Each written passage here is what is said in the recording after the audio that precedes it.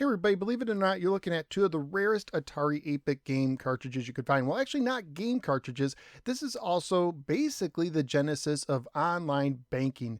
So in 1983, Chemical Bank, they were always kind of ahead of the curve.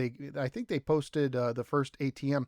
They created this Pronto cartridge. Now, this was a system where Chemical Bank people who had an Atari 8-bit computer and a modem could dial in. They could check their account balances. They could get tax information, do budgets, that kind of thing. And they started out, I want to say, in New York and then San Francisco and then all around the nation. But you had to pay a monthly fee to do this. And then later they partnered with Bank of America, AT&T, and Time Inc. And they made this little project called Covidia. You see this 1986 copyright.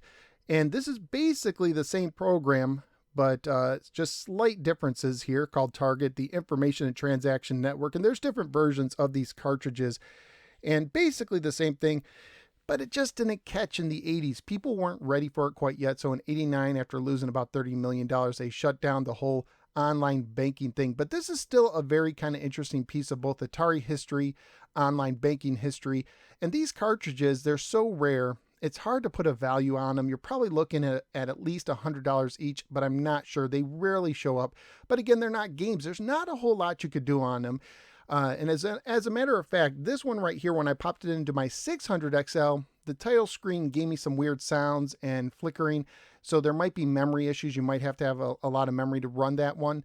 But when you log into it today, all you could see is like a basic dial up these kind of areas. And you can attach it to a modem. It can try and dial, but it's not going to connect to anything. So there's really not a whole lot you could do. So on one hand, not a lot of people, are into collecting these because they're not games. They're not really functional, but as like a collector's piece, because they're so rare, they can get over $100 a piece.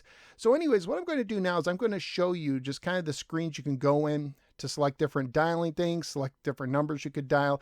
It's not super entertaining, but also try and cut to a modem trying to dial in, which of course it will not work. So it's one of these things where today doesn't have a lot of use, but I still find it fascinating because if you're like me, you use online banking, and this is kind of where it began. So let's go ahead and check out the Pronto and Target cartridges.